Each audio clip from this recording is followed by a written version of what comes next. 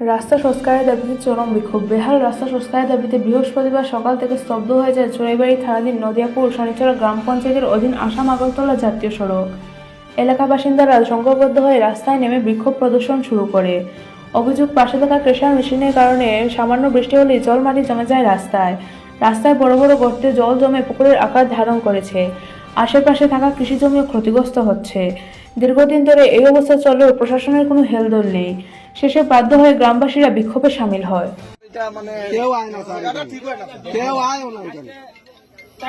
আজকে এক সপ্তাহ ধরে এই জায়গায় ওই দিক থেকে পাথর কুয়ারি খুলছে, মাটি কাটিয়া বেদম পালাইছে, কেউ কোনো আপত্তি দিছে না। ঠিক আছে, তার কাজ করে করুক, কিন্তু এই যে বৃষ্টি দোয়া আজকে এক সপ্তাহ থেকে সারা মাটি হইয়া রাস্তা ব্লক হইয়া কালকে 9টা টুকটুক হামাইছে। কেন?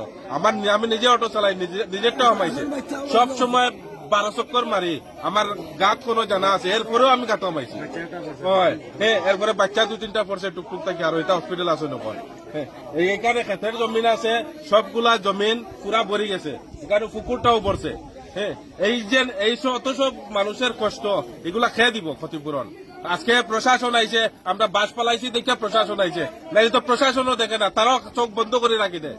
কেন এরকম এত বিপদের মাঝে ফালাই আমরা তারা ইয়ে করি বয়। আজকে বাস পালাইছি দেখে প্রশাসন আইছে, নাই তো প্রশাসনও আয় না। আজকে আরো স্যার একজন আইসেন, তাইনও আইন না, প্রধানও আইন না, কেউ আইন না। বাস কেন এরকম? আমাদের দাবি হইলো রাস্তা পুরা ক্লিয়ার থাকতো, দেন ক্লিয়ার থাকতো, লিখিত দেন। আর মালিক এখনো আয় না।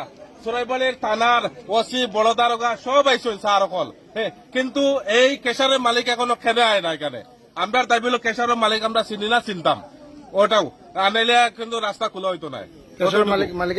মালিকের নামও জানি না, চেহারাও দেখছি না, চেহারা দেখতাম আজকে, কিন্তু তারা তো মালিকরা এখনো আনতে পারেন না। কেল লাগি আজকে সকাল 8টা থেকে রাস্তা বন্ধ, এখন 12টার উপরে হয়ে আসছে, এখনো মালিক আয় না। খালি কাজ করাইয়া দিব, কাজ করাইয়া দিব।